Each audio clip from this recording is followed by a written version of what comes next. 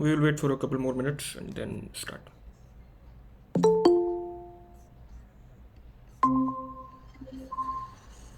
Yes.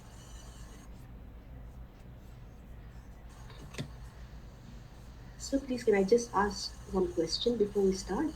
Yeah, yeah, sure. Uh, is there a command in R, inbuilt command in R, for getting the midpoints of the class intervals? You want to get the midpoints of a class interval. A command, this command, because yesterday when I was, performing one of the assignment, Yeah. no, not assignment, in fact, one of the lectures, for the midpoints in class interval, the command was not given. So I thought, like, if we have huge data, like, to calculate the midpoints become very difficult, right, for a class interval. But if there's a command that automatically converts them, so it becomes easier. Say, for example, like, we have the class interval, right? Yeah. And on the midpoint, I guess we have to do that one particular command. What was it? I just checked. Um, the this frequency midpoint Are you arithmetic asking mean something that for is group mentioned data. in the week 9's lectures? This is lecture number 14. 14. Arithmetic mean for group data. Yeah, yeah, yeah. So that is week 9 content, right? So I have not gone through the week 9 content yet. Oh yes, yes, sorry. So No, I think this is week 9. Oh yes, yes, week 9. this is week 9. Lecture 40 is week 9. No, no, I think this is week 8. Wait, just let me check from the thing. One second. This is week 8. So week 8 content was on Oh, lists, oh, factors, and then the categorical data. oh, sorry. This is for the other course that is descriptive statistics. I'm very sorry.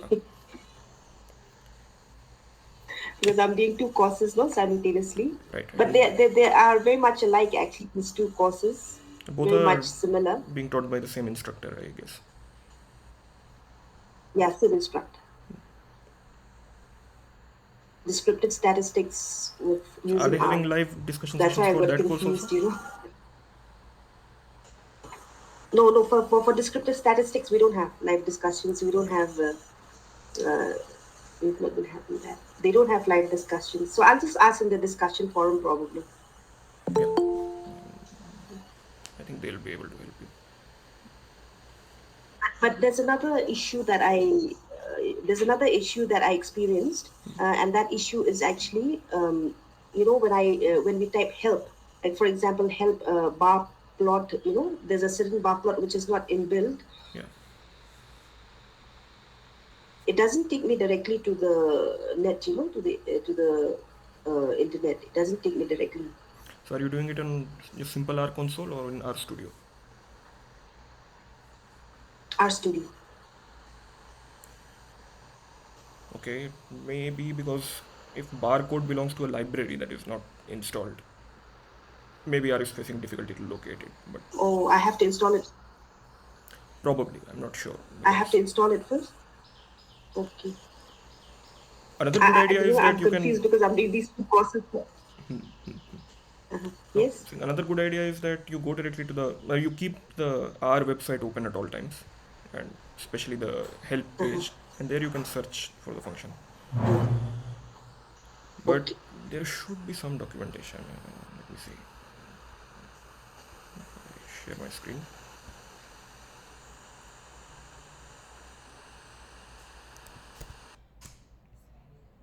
Please let me know if the R Studio screen is visible. Yes. Yes, it is visible. So what you wanted to search for was barcode. Bar plot, Bar plot. but there's another type of bar plot. Wait, let me just check. What is that?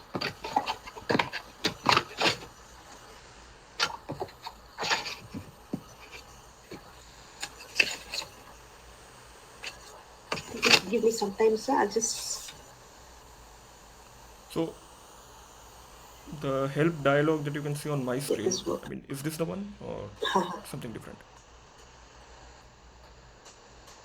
No, in the video, Yeah, when you look for help, it takes you directly to the web browser. yeah. Okay, I think there is some interface differences. So maybe from our console it can take you directly. From our studio, But not maybe there is some, but not from the R. Okay. maybe not. So So I'll have to try from the R console rather than the R studio or something like that. no, our studio you can just use this help pane, right? So you go to this Okay, sub window, you click on help and then search okay, for what you are interested okay, in, and then you'll find the complete description. okay, okay. So this way you don't even have Thank you. to, switch to a browser every time you want to search for something. Okay, okay, okay. But let me Thank you. see if I do help bar plot. So in our studio, if you do help bar plot, let's say I've opened files, I've not opened the help pane, and yeah, so this works. So it does not take you to a browser, but it opens this sub window. Okay, right. Okay. Actually, I'm not from the technical background, so my technical jargon is a little bit poor. you know. Yeah, So it's fine. I'm You can pretty weak always in ask the. questions whenever you feel confused. So, but this help utility So inside our studio is very useful. So as you are okay, typing, let's say as you are typing, it gives you suggestions also. That what exactly are you trying to look for? So with just bar, there are so many options. So now if you make it bar plot, again, I think I'm bringing. Again, I think I'm bringing the other cause problems here. I think I realized it just now. that is fine. But I mean, This getting is. help on a library or some function, that is a very basic part of using R. So these kind of questions can be Sir, answered. but I mean, in these discussions. uh, but from your side, sir, do you have any suggestions, sir, for the command, like to get the midpoints of the arithmetic mean, the class interval for the group data? Is there any suggestion from your side, sir? And though this belongs to the other course, that is the descriptive statistics. So it's difficult for me to make a suggestion without having seen the lecture. So Okay, okay, all right, sir, all right.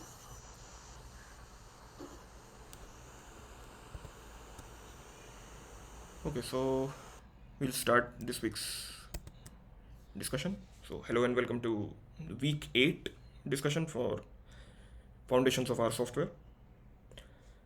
So during last week's session or as part of week 7 lectures, the last point was the introduction of lists. So we have already dealt with scalar data, vector data, matrices, and now we are looking at a different type of container which is known as lists. Now, at first glance, lists and vectors may not appear to be quite different from each other. So there are differences in the way these are implemented at the system level, at the memory level. I mean, how the data is stored, those things differ. And depending on the use case, using one could be more economical for your computer resources compared to the other. But it's not always a clear cut case, which is more advantageous. That varies case to case. So we have seen several ways of declaring vectors. So for numbers, if you want to just work with integers, and if you are looking at a vector of equally spaced integers from one number to another, some a to some b, then we can use this colon notation. So let's say a equals 4, b equals 40, and x equals this range from a to b. This was the most basic type of vector definition. Another possibility or another option was to define a collection using this C function. And here we don't necessarily have to give a starting ending point. We can define any arbitrary collection and it doesn't have to be in order. So these collections are good for storing non-sequential data. So for example, if you're storing the marks of a single student in 5 different subjects, and it's not necessary that those marks have to be in order or there has to be a pattern to it. So you can use a definition like this. But the same thing, using the same construct, you can also, you know, define a vector of strings or characters.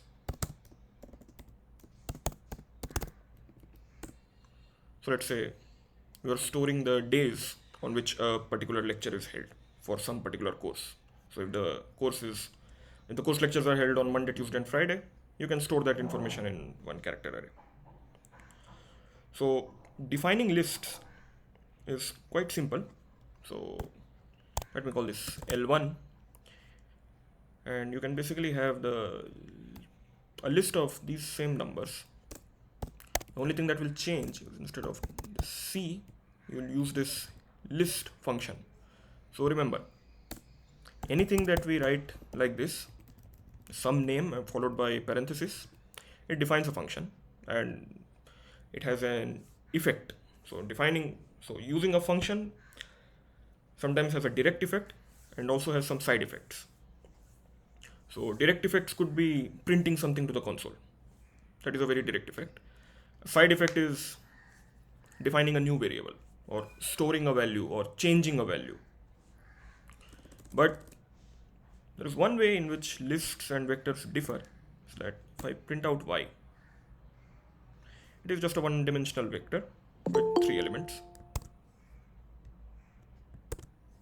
But as far as L1 is concerned, you see, it actually contains a slightly higher level of abstraction. So if you call the first element of y, you directly get the element that is stored there.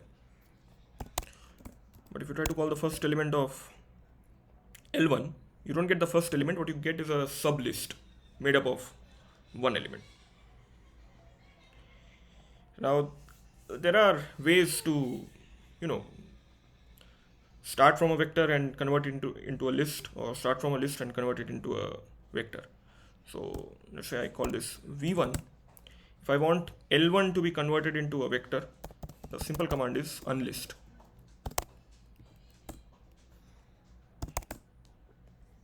Then v1 just looks like, okay. Okay, so I was trying to compare it with the older definition of y, but I have overwritten that. So let's go back to this.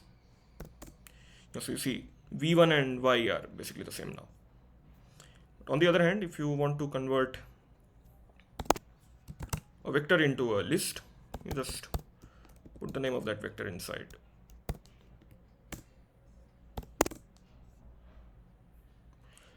So now notice one difference.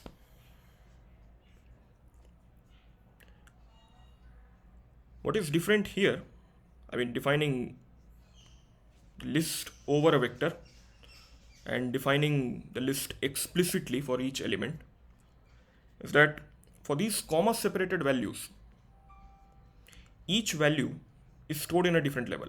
So here, these numbers 23, 12, 14, 31, each of them are in a different level. So 23 is the double bracketed one first element, 12 is the double bracketed second element, and so on. But here I'm giving the entire y as a single argument. There's no comma separation across the elements of y. So the entire y is stored in the first level. So, and this is why we can use this list construct to combine one or two vectors or one or two lists. So let's say I can have something like this. So L3 equals list. The first one, I want this to be 1 comma 3. The second one, I want to be 4 1 2, something like this. Now you see, so L3 has two elements, but each of those elements are themselves vectors. So that is why you have to be careful, because when we do v1 equals unlisting of L1, if we go back and put v1 in the list, what we are getting is not L1. So this difference must be kept in mind, and care must be taken when you are converting from vectors to lists and lists to vectors. And this difference is based entirely on how the list function deals with its arguments. If you give comma separated arguments, even if those arguments are single numbers, each of them are stored as separate sublists. So that's why for 23, 12, 14, 13, 31, this is one list or one sublist containing only one element. This is another sublist containing only one element. Same thing for these two. So this is the power of lists. So within lists, you can not just store data of different type, but also data of different dimensionality. So one element can be a vector, another element can be a matrix, another element can be a vector of, scalars. So if I do something like this, let's say, okay,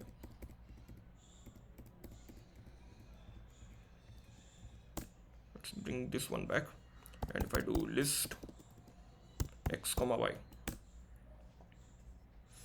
so now you see this list itself contains two vectors. The first element is this vector from 4 to 40, and the second one is a vector of characters or vector of strings containing these three elements.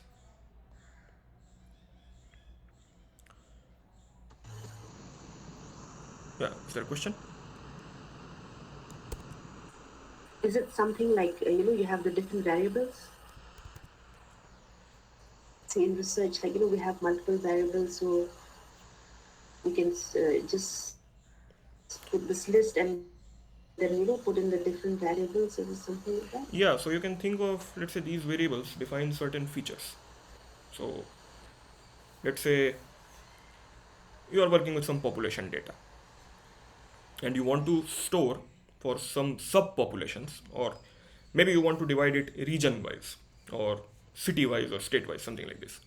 Now for each city you have 100 test subjects, 100 people. For those 100 people, you have measured their heights, you have measured their weights, their ages, and so on. Now, each of this will go in a separate vector, but ultimately, for a single region, you want to store all that data in one place. So that's one way of looking at lists. That lists can store, you know, different types of data describing different things, but they can, since all that data belongs to some common object, you're storing them together. Now, of course, if you want to access any of those, so list xy, let me call it a. Oh, I already have an a, so let me call it m. So now, of course, you can access separate elements, and you can also check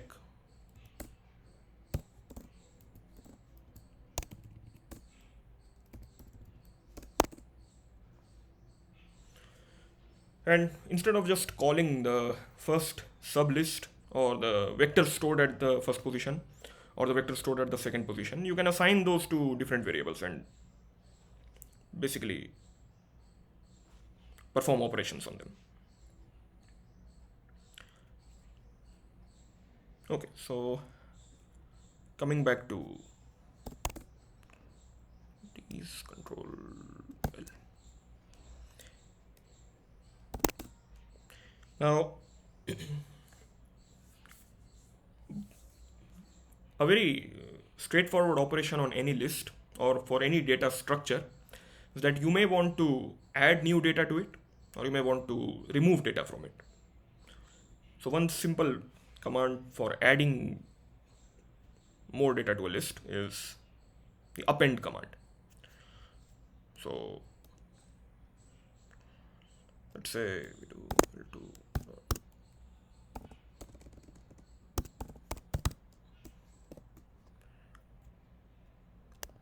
so you see, for append, first you give to what you want to append something. So let's say I want to append something to L2 and then what value I want to append there. So let's say I just want to add this value 5. Then there is another argument called after, which by default is taken as the length of the object that you are adding to. So what will happen is if it is after the length, so that means it will be added as the last element. So let's see. Okay, what do we expect if I append a single number to this list L2? Where exactly will it show up?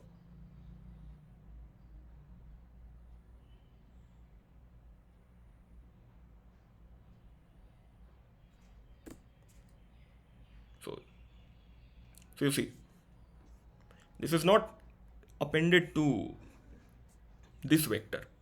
This is actually appended to the list. So as a new element or a new vector of one element, this gets added to this list.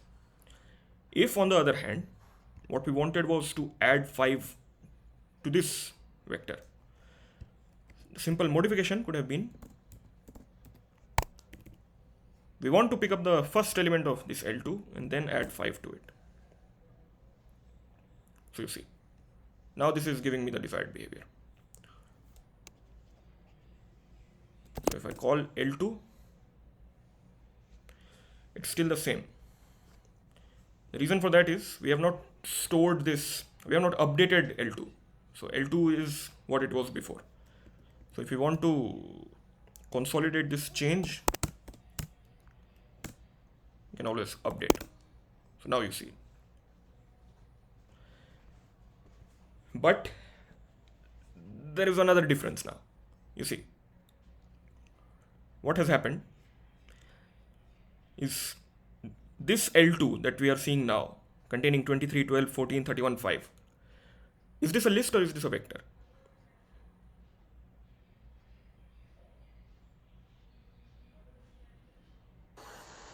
Vector, right? It's a vector. Can you guess why that has happened? I mean, why? Because I was working with a list, but what have I done implicitly? I mean, without being careful, that has resulted in this conversion from a list to a vector.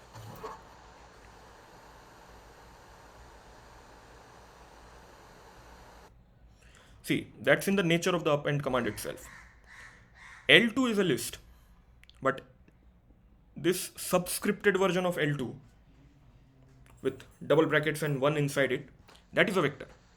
So this thing is a vector and I'm adding to that vector. So automatically the output of append is a vector. So now when I say L2 equals append 5 to this, I'm basically defining L2 as a vector. So I'm overwriting the previous definition. So a better idea would have been to just convert it into a list.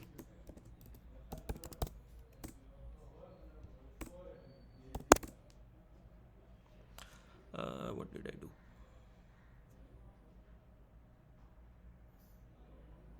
Oh, so I made a mistake because I called this L2 is already defined as a vector. So when I'm calling the first element, it is only picking up 23 and then attaching 5 to it and then converting it to a list. But the point I was trying to make was that if you have a list like this or in any other form, if you append something to the list, it gets appended as a new list element, not as a sub element or an element of a sublist or a vector, or something like that. So similarly, let's say v1 is a vector, so I can append to v1. That works fine. So appending to a list, appending to a vector, they're slightly different. So again, depending on your use case, you must be careful what you are using. Now another thing we could do with the append command is after. So you can give an index. So after which index do you want to attach this? So this is v1, 23, 12, 14, 31. And I want to append 3, let's say after the second index. So this becomes 23, 12, 3, 14, 31. So everything else, I mean, beyond this second index is shifted by one place. This 3 is inserted here. Now, of course, if you are talking about adding to a list, the other side of the coin is removing from a list. So what we can do is, well, let's demonstrate this for a vector first. You just mention the index. Let's print v1.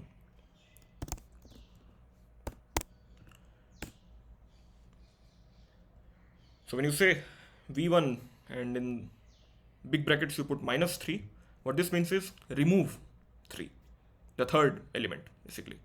So third element was 14, that got removed, and 31, which was the fourth element, automatically becomes the third element now. And you can do the same thing for lists. So this was L1, and I want to remove, let's say, the second element. So 12 was the second element, now it is gone.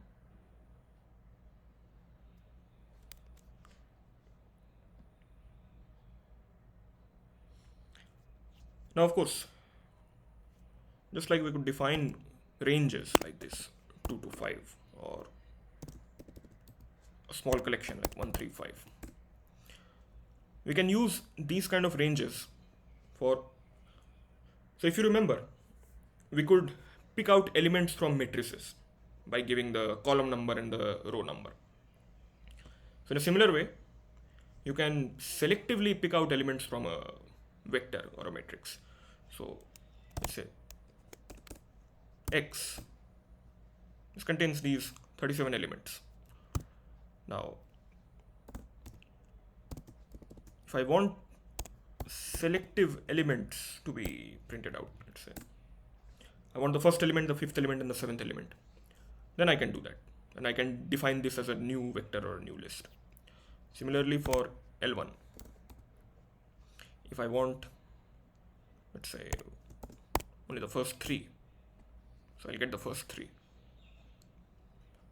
So again, this pattern of, or this way of defining ranges or vectors is also useful when you are trying to pick out certain pieces of a large list or a large vector.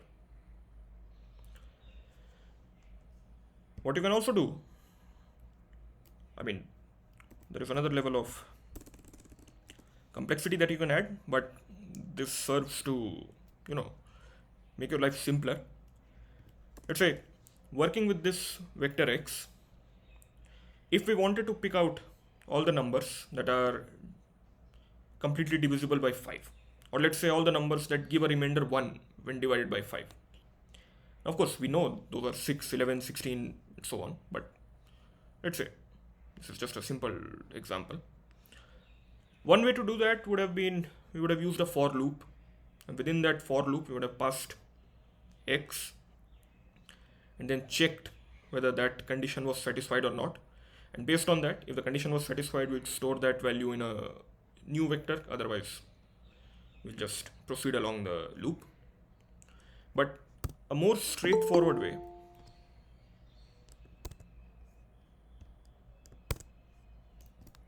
let's say if x percentage 5 equals 1,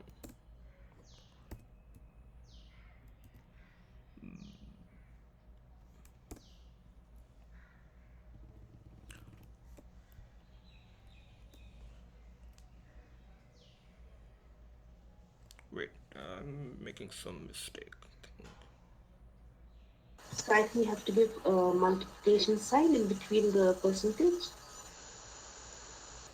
I'm looking for the remainder, right? Oh, Okay, I'll come back to this. I'll come back to this at the end of the lecture. Now, just like we could remove a single element at an index from a list or from a vector, similarly we can remove selective elements. So let's say if I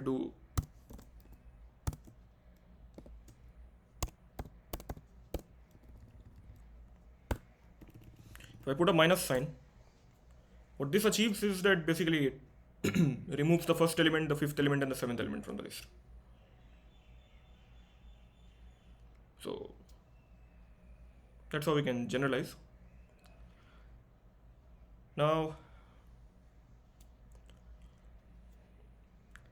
if you try to think about vectors and matrices or lists and matrices and compare them, one thing you would notice is both of them, all of them, store data. But what differs between a simple vector and a matrix is the dimensions. So for a vector, you have just one dimension, or you can say, because you can connect that with vectors in mathematics. So, or a vector is a special case of a matrix where either the number of rows is one or the number of columns is one. But you can always rearrange data, and that rearrangement can be done using a property known as dimensions. And the way you do this is, let's say we go back to L1 and I say that I want this to be a 2 cross 2. So L1 currently is a list of 4 elements. So I want to arrange that into,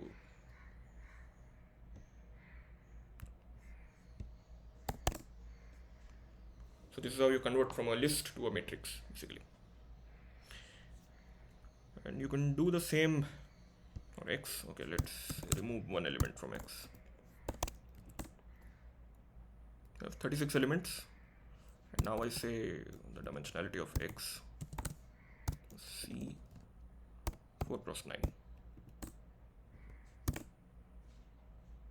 So now you get 4 rows and 9 columns. If we try to change this again,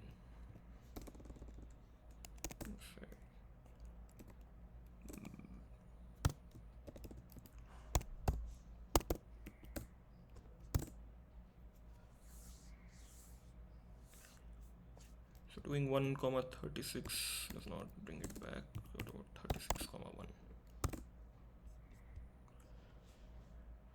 Okay, so it's still a matrix, but this has a different structure. I mean, depending on how you define it.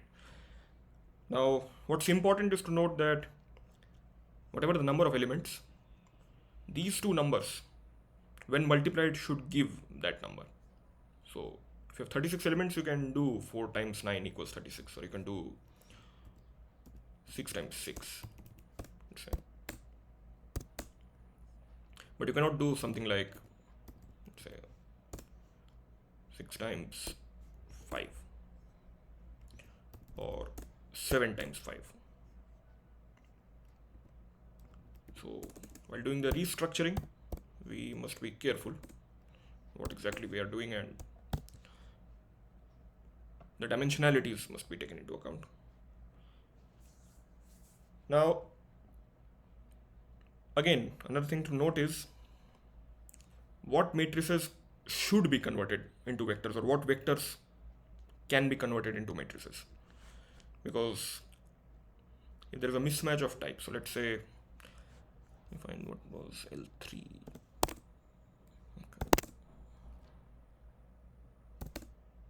Okay. So if I try to give a dimensionality to M,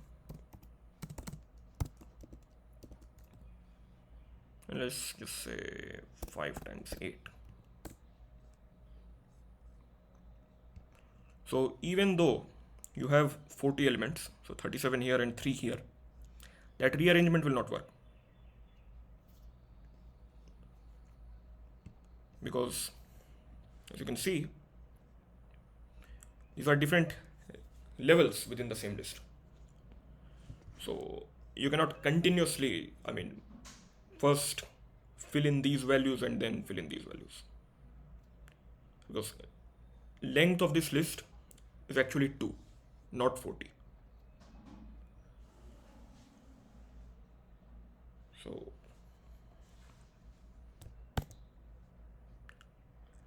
the next thing we want to look at, or we want to revise, is what are categorical variables. Now, these could be quantitative or qualitative. So categorical variables basically define categories. And these are continuous partitions within which you can classify your data. So let's say there is a grading system.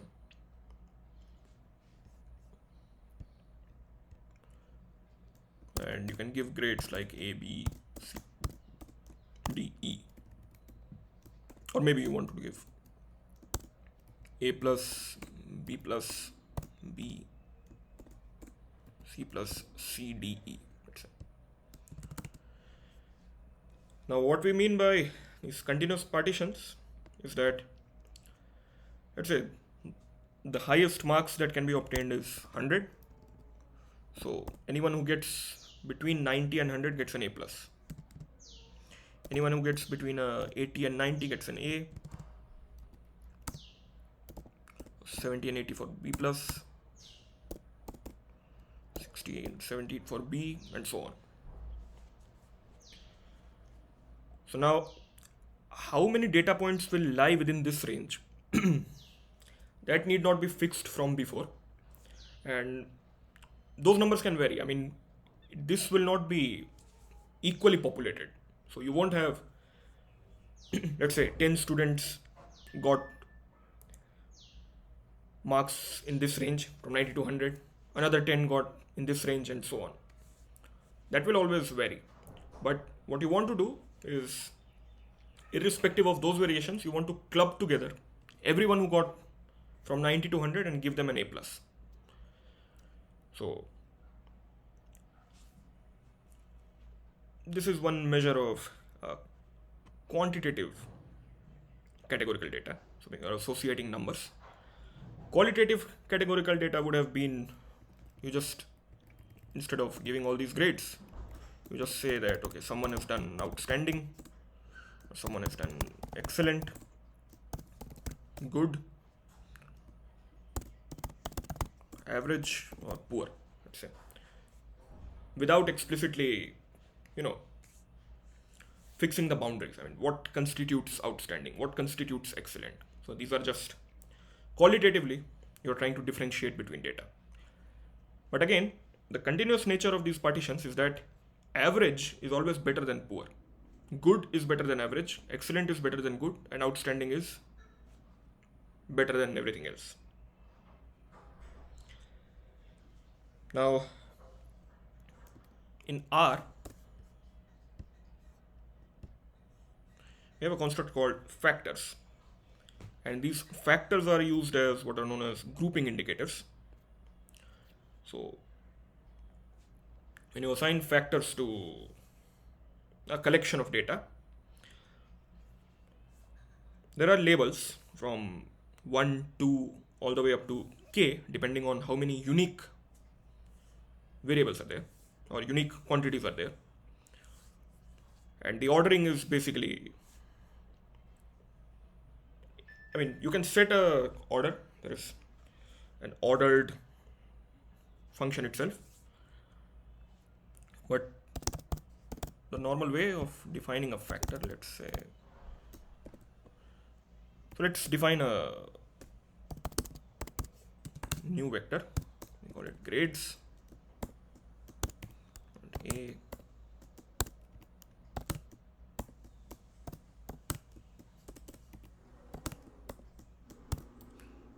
Let's go to C here also.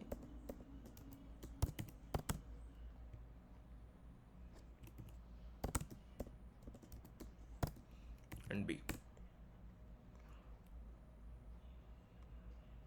Or missed one.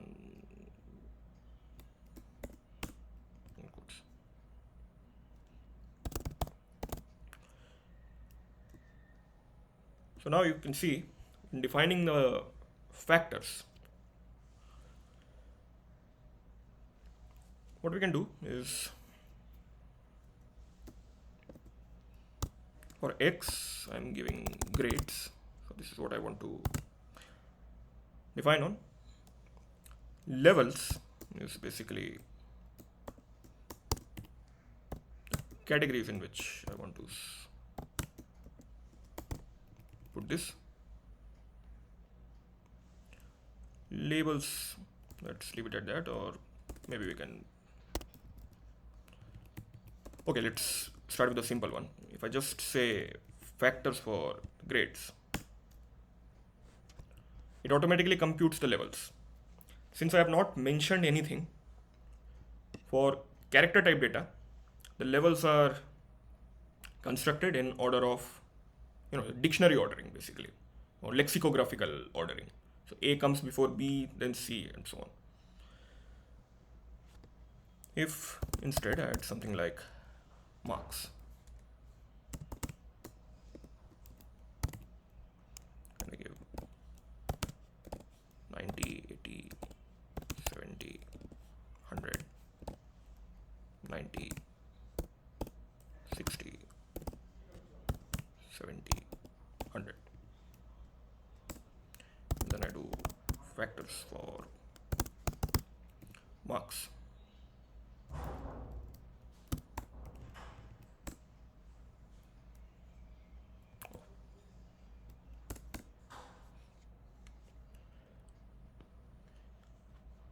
So again, if you ask R to automatically compute the levels within a factor, for numbers, it just finds the unique numbers and sorts them in order. And similarly for characters or strings, it sorts them in a lexicographical order. Now what I can do is, let's say, factor for marks, and in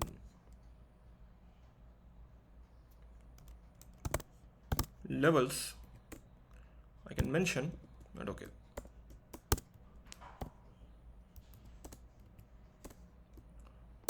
A, B,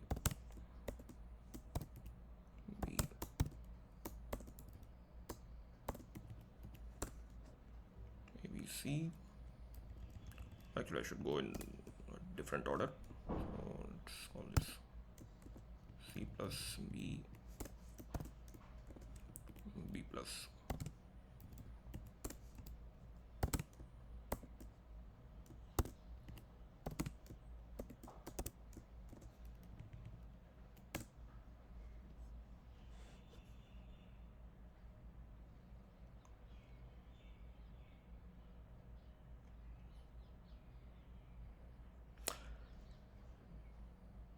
Okay. I think I've created a confusion between labels and levels.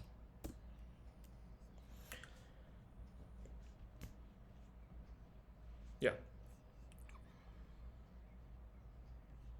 Okay, so this was a mistake on my part, a confusion between levels and labels. So the first argument that you give is the full data that you want to operate on.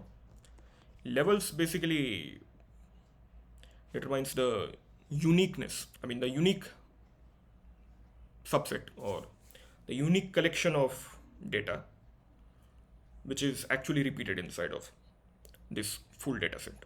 So when you say levels equals ABC for this grades, so that means ABC are the unique grades, or, or based on this possibility, this is what R could determine. What you could have had, you could have defined a superset, or you could have mentioned that, okay, the levels is actually A, B, C, D, E. Similarly, if you go for numbers, This is, you know, at a difference of 10 units. This is the levels that have been identified based on this data. You can give some other levels. And categorizing data is done using labels. So when I say these are the labels for the marks data, you see that automatically this data is arranged in order, and the labels that you give are assumed to already be in order. So if 60 is the smallest of these, C plus actually corresponds to a 60, B corresponds to the next larger one, which is 70, B plus is identified with 80, A with 90, and A plus with 100. So that is the order in which these appear here. And now the levels are determined based on these.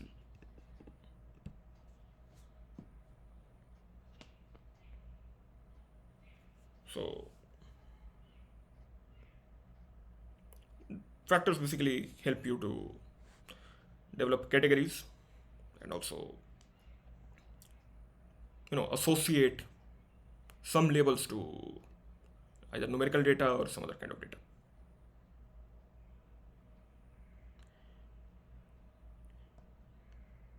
Now one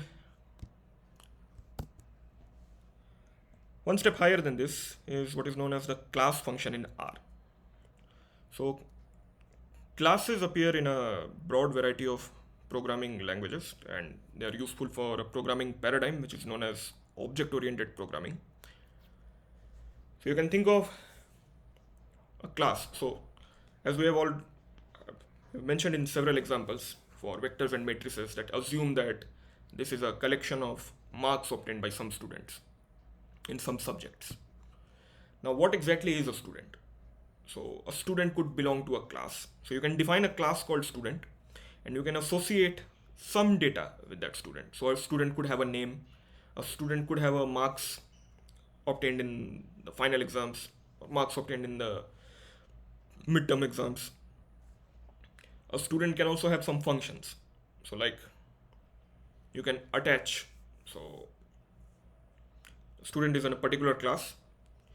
Now, you can have a function called graduate. So, that may test some requirements, and based on that, it can tell that whether the student can now move on to the next higher grade or not.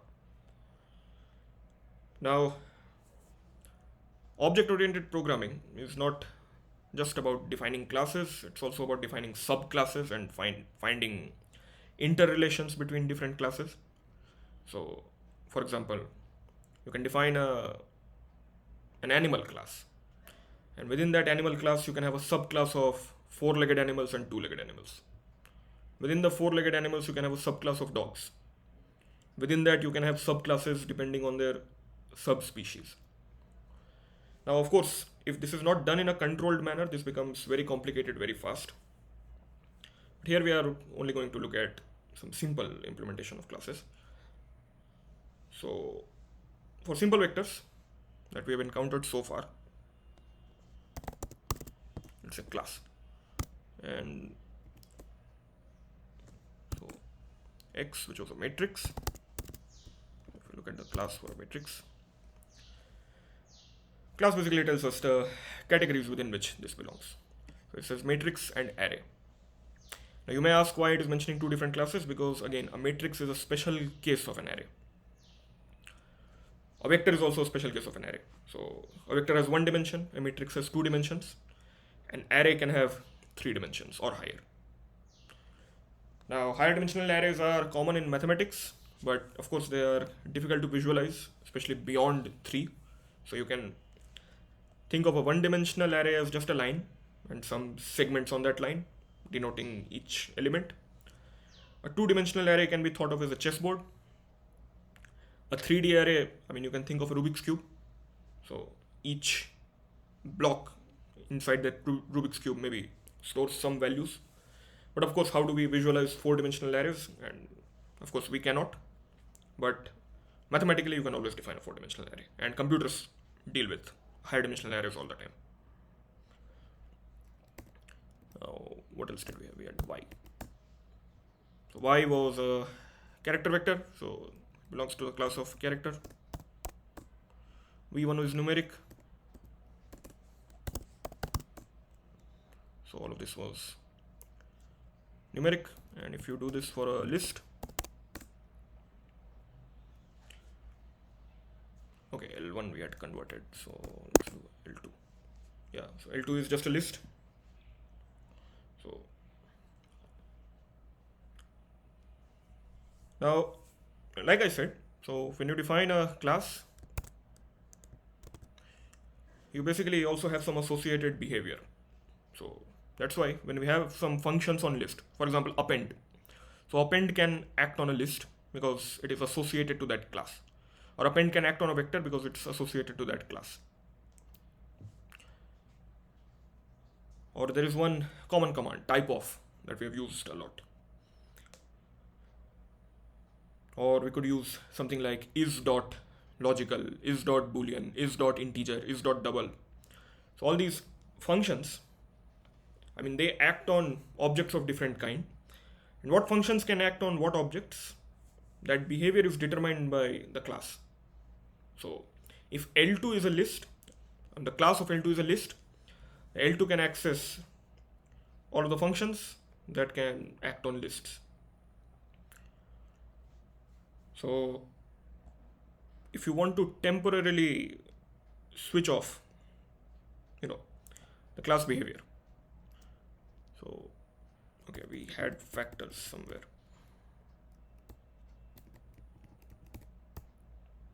Let's say if we store this into some variable, let's say C or F1.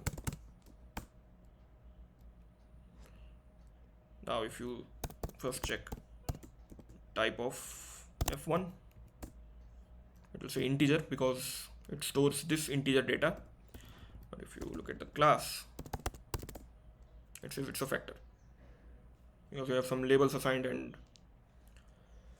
these labels determine the levels, and based on those levels you categorize your data. But one thing you can do is set unclass F1. Now when we unclass a factor, no matter what the levels were, the labels are automatically switched over to the numerical labels. So 1, 2, 3, 4, 5. So you had 5 levels, so this goes up to 5. And if you compare this with marks, so see, C plus is 1, B becomes 2, B plus is 3, A is 4, and A plus is 5. So wherever you had 100, you have 5. And now extracting this, I mean this is shown in the lectures that this can be correlated, or this can be used to transfer labels across different factors.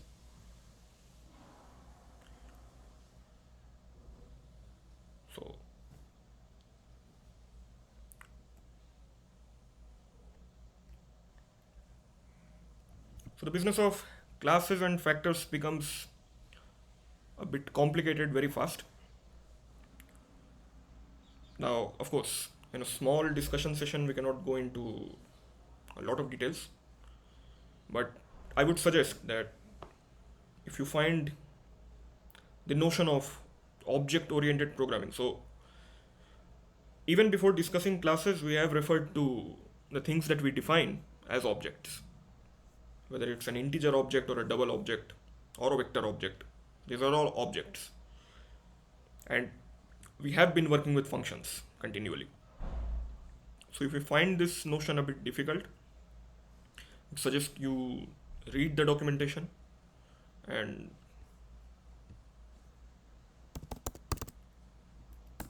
maybe look at help, at what exactly classes are,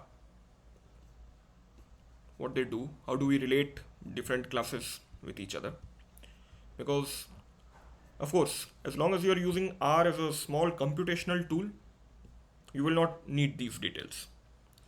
But the moment your analysis becomes larger and you have to categorize your data, you have to classify your data, then the concept of classes and factors becomes very important.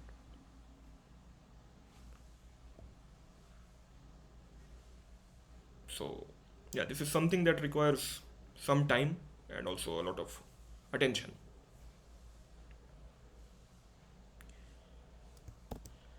And the last thing that was discussed this week, and the last thing for today's discussion, is print statement in R, and also formatted strings. What are formatted strings in R? So we have used print statement before. So if you just give any argument, it just prints it exactly. You can also say print hello. It will print hello. So print can be used to, so since we are working on the console, even writing X shows its contents. But print is more useful when you are working on a larger program, when you are writing scripts. So if you are not on the console, then just writing X will not display the contents of X. So then you have to explicitly use print. We have also seen a similar construct called paste. So paste could basically be used to combine data of two different kinds and print them together. See? So it ultimately combines them or concatenates them into a single string, and you don't have to worry about a space in between. So the paste command automatically inserts one space. So even if you write something like hello world,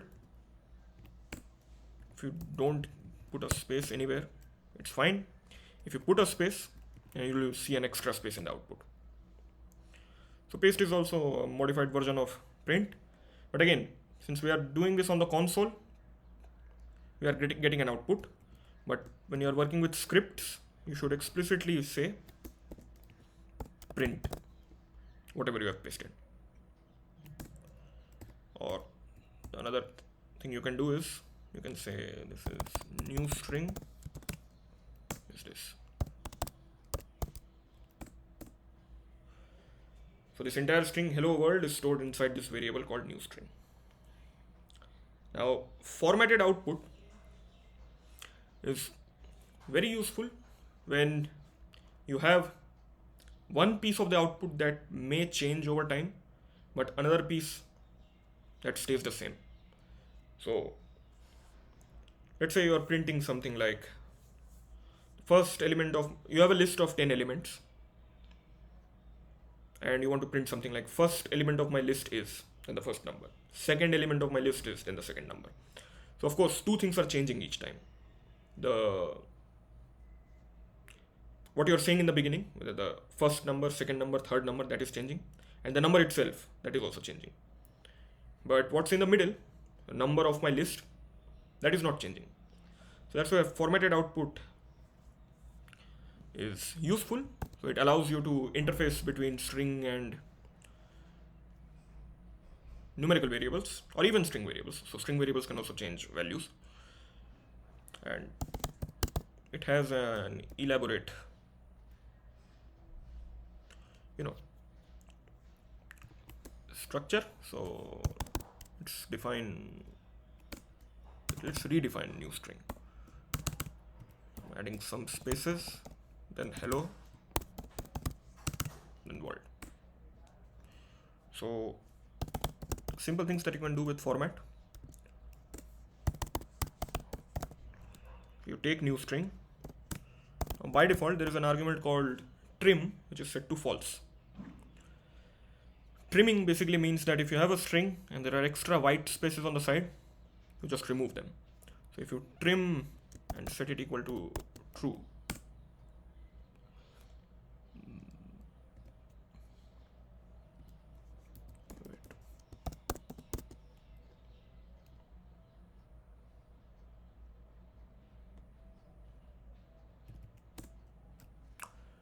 I don't know why this is not working.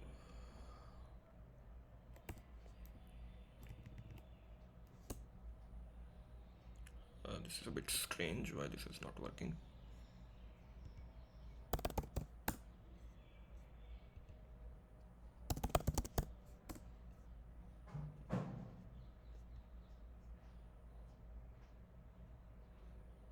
Okay, so I have misunderstood this. So trim is not for. Ah, that is a side effect of working with different programming languages, because I work a lot with Python. So in Python, trim does what I was mentioning. So there is an L trim and R trim. So trim spaces from the left, trim spaces from the right. But here this trim is for numerical or logical data values. Now you can do something like sqrt.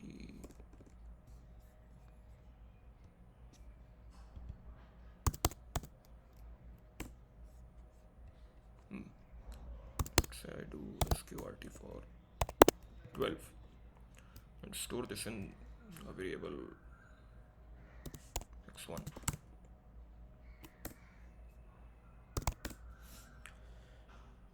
So see, R does the calculation and stores the result to a large number of decimal places. It displays a small number of decimal places, but with format you can control how much you want to store or not store. X2 equals x1 into 200.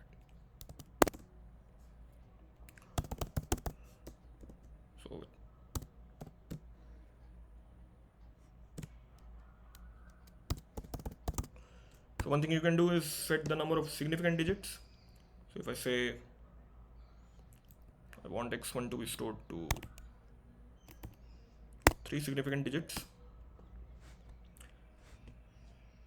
so it gives you 3 significant digits. So 1 before the decimal place, 2 after the decimal places. But oftentimes fixing the number of significant digits is not very helpful, because let's say you want to store currency and you want the values.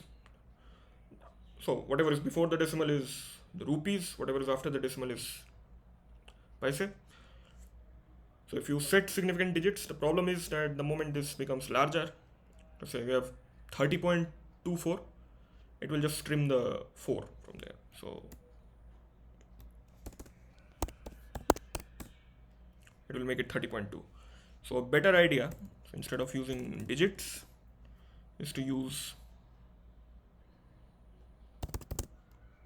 this n small argument.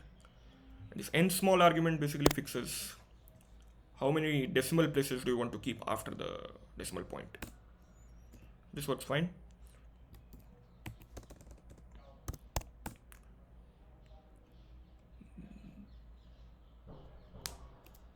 Wait.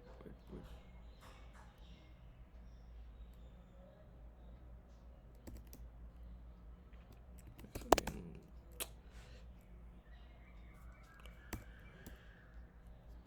Okay.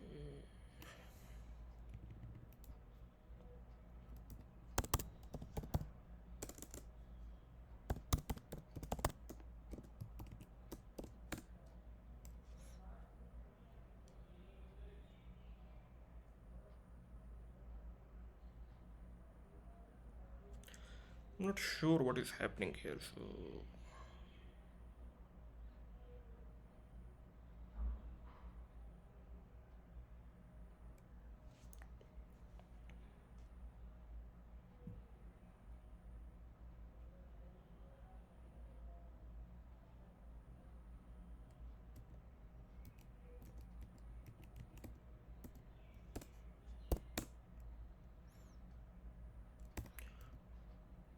if I want a larger number of digits, then it's working fine.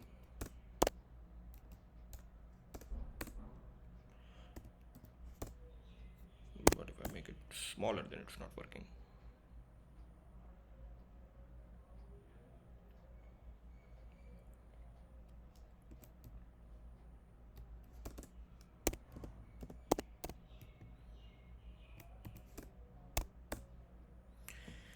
This is a bit peculiar why this is not working for smaller number of digits.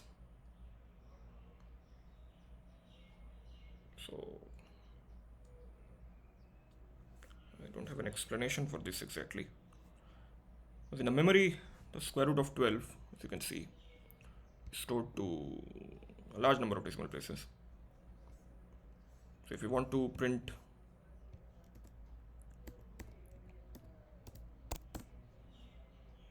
yeah, so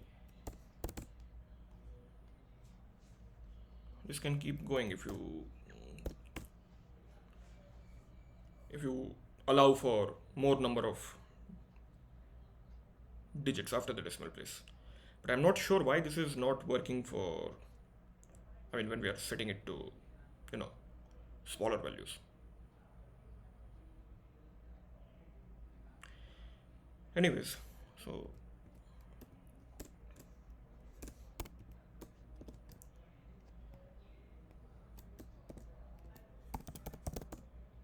no, it's not.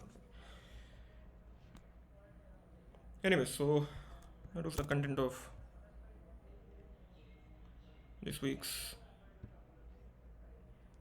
lectures. So if you have any additional doubts, then feel free to ask.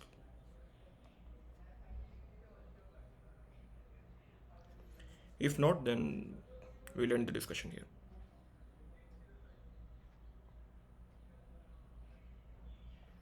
Okay, so I'll see you guys next week.